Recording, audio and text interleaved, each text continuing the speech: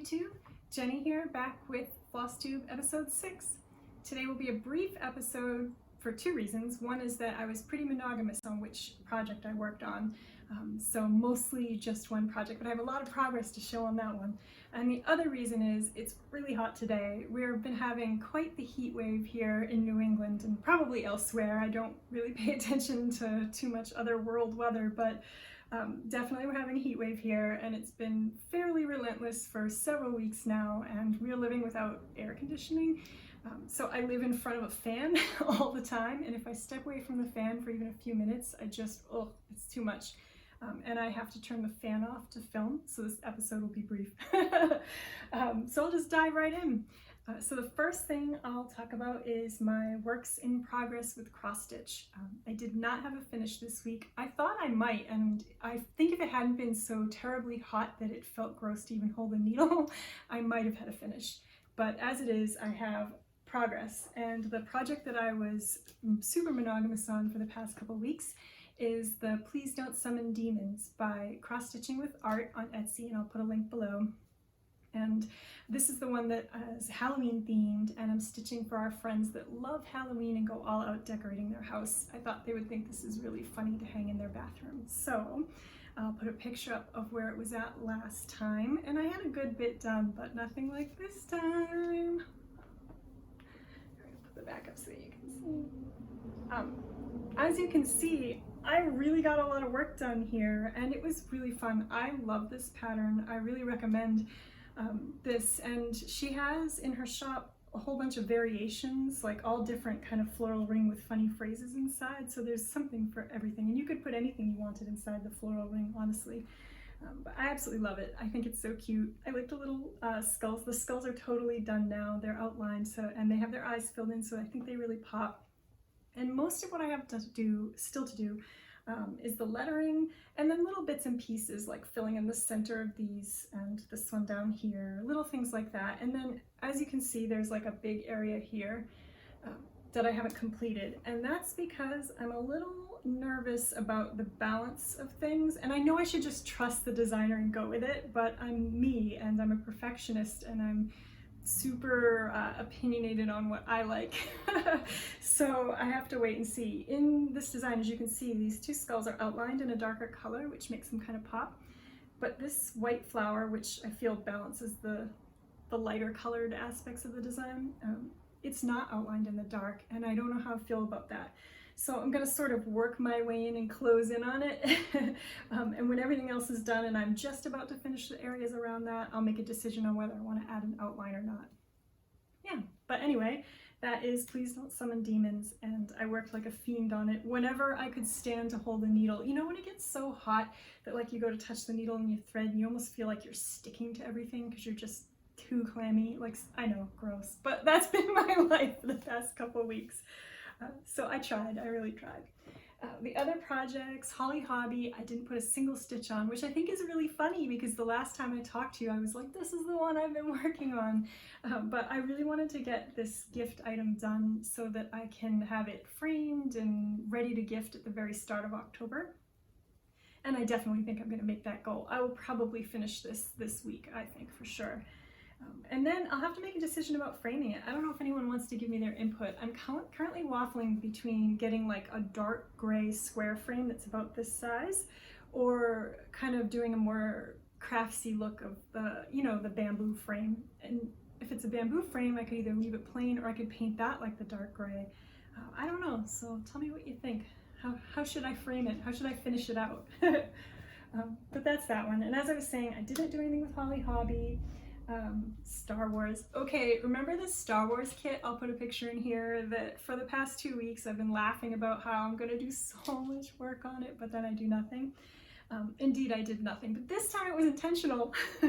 When I first started talking about this, I think I told you that I had discovered that the fabric is not color safe at all. The color absolutely runs everywhere. It's awful. And I figured this out by just doing a light mist and iron on my ironing board, and it smeared color on the ironing board even from that very, very slight dampness.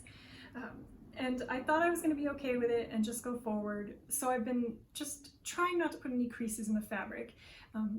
So I haven't put it in a Q-snap, and I much prefer working in a frame to working in hand. When I try to like work in hand and make the tension as well as do the stitch, I just get hand cramps. I really don't like it. So that's making it more unpleasant to stitch, but I can't use the Q-snap because it'll put a crimp in the fabric, and then I won't be able to iron that out because I can't use water with this piece of fabric. And then it just started getting creases anyway from stitching in hand and from being in my bag. So really long story short, I need to wash the fabric. So that's what I'm gonna do. I'm gonna wash it as many times as it takes to get all that excess dye out. And I might, play around with some vinegar and that kind of thing and try to set the color a little better. And then I'll probably have to start over because I think that color is gonna bleed onto the stitching I did, but it's okay. I think this is the right way to go because I need to eliminate all the stress out of this project or I'm never going to do it. And I think if I could take care of this problem with the color bleeding and then I'd be able to put it in a Q-snap, I think maybe I could do it. So that's the Star Wars update. So that's it for cross stitching. Like I said, I was super focused on that Demons project. So that was that. But I did start, oh no, I'm telling a lie. There's one more cross-stitching project I've been working on. So as you know, or may know if you've watched before, I'm going to be doing a little tribute project to my granny who recently passed. But before I do that, since I've never charted my own design before, I am charting a little rooster, a cute little vintage rooster, and he was inspired by this vintage or antique picture that I have. So I'm basically making a chart of this cute little rooster and I'm going to stitch him up, and this will be my teaching myself how to chart things. So I thought the way to go was going to be to do it by hand. So I printed out a gridded paper with the count that I wanted to use, and I had drawn the rooster, I scanned the drawing, I resized it until I thought it was right, I traced it onto my gridded paper, and then I started adding color and got something like this, which, not too bad, except I'm struggling. I'm struggling with designing this way, and I think I should just do it right on the computer. I think I should use a stitching software. And it's really, really funny that I didn't go straight to doing it on the computer to begin with, because my other thing that I do is I'm a programmer. Why wouldn't I just go with the modern technology? I don't know why I had it in my head that it would be easier and more natural for me to do it by hand, but this isn't working. So I went back to my scanned drawing, cleaned it up a bit, and imported it into my charting software. Right now I'm using, I think it's WinStitch. If I'm wrong, I'll put some text here, but I think I'm using WinStitch. And I just have the free trial version, which you can do everything with. You can make your chart and you can save it and everything, but you can't publish it to a PDF and you can't print it. So I'm just gonna see how this charting adventure goes, and then I might purchase it. I think I looked and it was like $45, which honestly, as far as software costs go, it's not that bad. And considering that most software companies have, switched over to like the monthly billing plan so they can really get you, it's actually kind of nice that you can just buy this and own it. So I don't know. If it turns out I really like charting, I might just purchase it, and then I would be able to do more charts. It would be really fun. But for now, it's working great for learning. So I imported it just as a black and white like line drawing, and now I'm manually going in and adding the color. But it's not done, so I haven't started. So that's all I've done, aside from waffling on the colors some more. I showed the colors, and these are last time, and these are gonna look exactly the same, but I swapped out a couple of these. But these are the final colors, I'm sure of it now. I mean, I think I've got it now. Those are good. So that's what I'm gonna go with. So by next time, I will absolutely have this started. I'm convinced, because it's going really well, and I'm very excited about it. So that is the end of my cross-stitching section. So now the other thing I was mentioning last time was that I was wanting to get back into just embroidery, like just free designs on fabric kind of a thing, as opposed to counted charted work. And I had mentioned that I was going to do a craftsy class that was a beginner's class, and I've done a handful of embroidery in the past, so I'm not actually a beginner, but it's been a really long time. And the last time I tried to do it, I was trying to do satin stitches using the DMC rayon floss, which is really slippery and finicky, and you have to kind of have good technique for it to look nice. And I was doing it on silk fabric, which was a little bonkers. So I wanted to get some more practice with just kind of plain cotton and get back in the groove before I try to go back to that project again and finish it. which I really want to do before Christmas because that's a gift from my friend that I wanted to give her last year, but it wasn't working. I needed to wait until I was ready to, get back into things. So I did start the Craftsy class. This sampler, okay, I don't think I'm going to finish it. Actually, I'll pop it out of the hoop. It's still in the hoop right now, but I'll pop it out for you so you can see it. Okay. I have only got a very small start to it, but that's the sampler. This comes free with the Craftsy class. I think it's the Startup Library Hand Embroidery with Kat McT, but I'll put all the information below.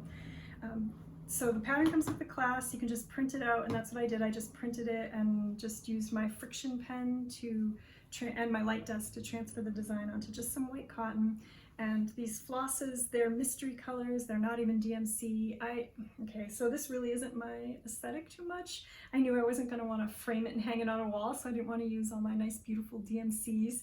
And I wasn't going to go out and buy the colors she recommended because, it's just for practice. So I had a bunch of just craft floss, like no-name brand, just in my stash from who knows what project a million years ago. So I just been using that. But honestly, I don't think I'm gonna finish this. And actually, as I started looking at the design, I started kind of liking it, but here's the thing I hate about it.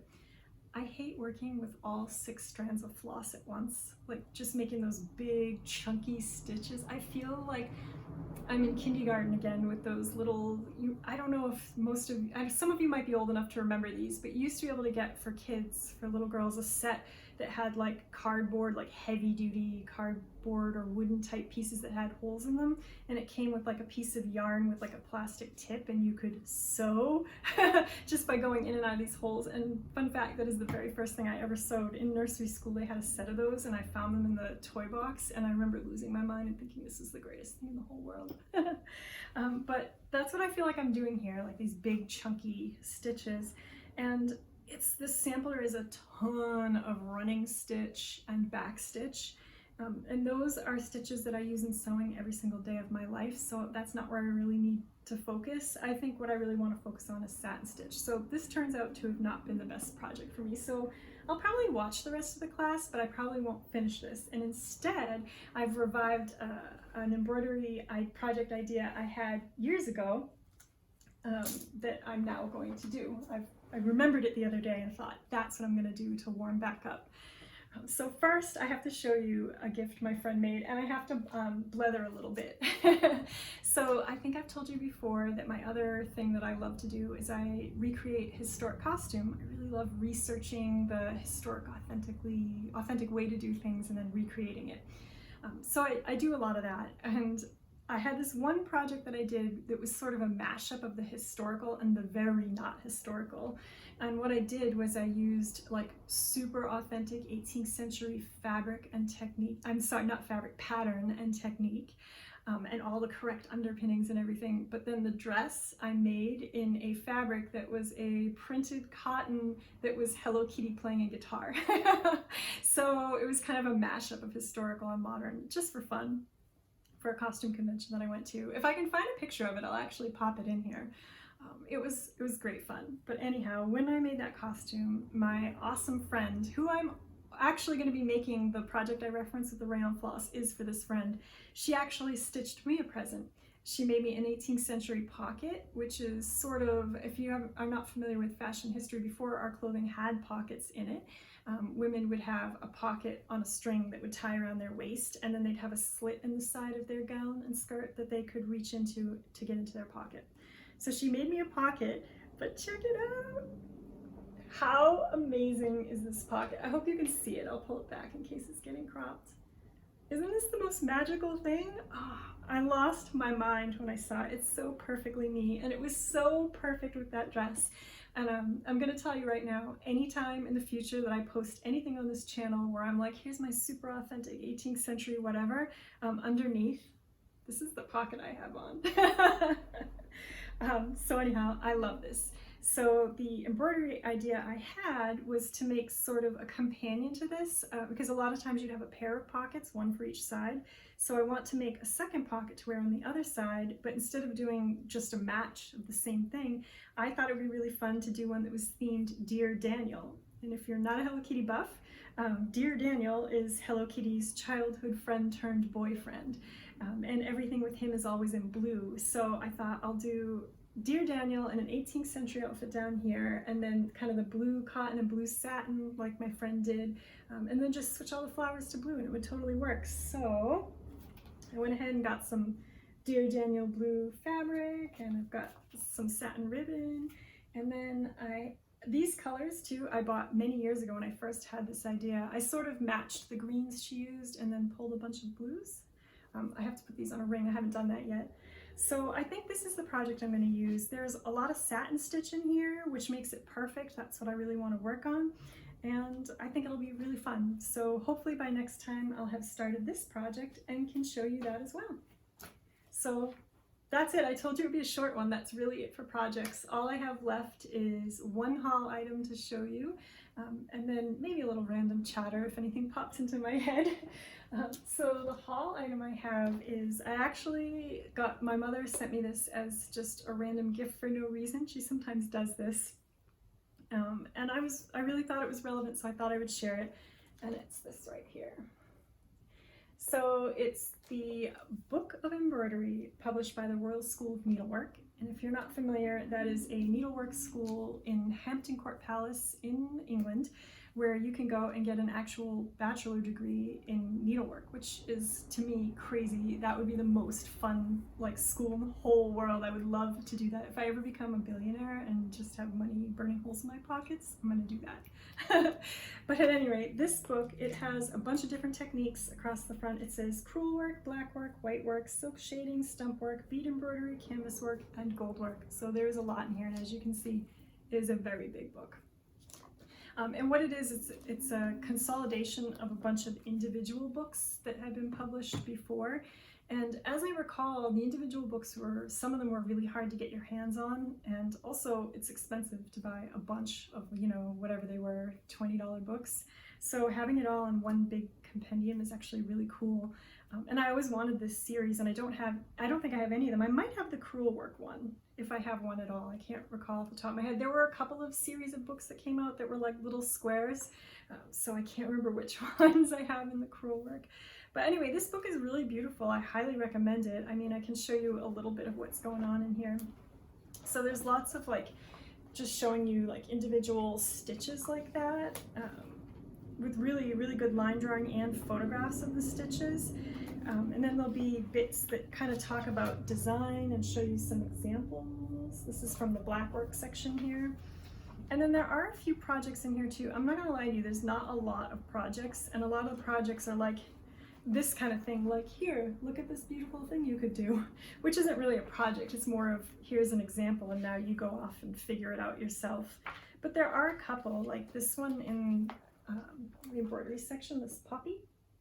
You could totally make that one. You could trace that. That's like really well done, traced out, and they even give you some color numbers and everything. So that one I would say is a real project, but some of the sections don't really have a lot of projects. So I would say this is more of a reference book of how to do the stitches and just kind of ideas and inspiration, and not so much, oh, a book of projects that I can work through. So if you're looking for an embroidery reference book, I really liked this one. I actually think I'm going to sit down and read some of the historical sections at the start of each section. And also it's going to come in really handy as I do more and more with my satin stitch adventure here. That's it for projects and everything else. As I said, brief episode. I am reaching my limit with not having a fan blasting into my face, so I'm going to wrap it up. And I will be back in 2 weeks with FlossTube episode 7, and I anticipate having some fun updates. As you saw, I'm getting close to a finish, so hopefully that, and then some updates on my other projects. But in the in-between week, I'm thinking what I might do is, if it's not boiling hot like this when I go to film next week, I think I'm going to do a little overview of my shop and just show some of the things I've been doing for my shop, some of the doll sewing. I thought that might be fun, so that might be next week. We'll see, but definitely in 2 weeks back with episode 7. So thank you so much for watching. I look forward to seeing your floss tubes and talking to you in the comments, and I hope you have some happy stitching. See you in 2 weeks. Bye.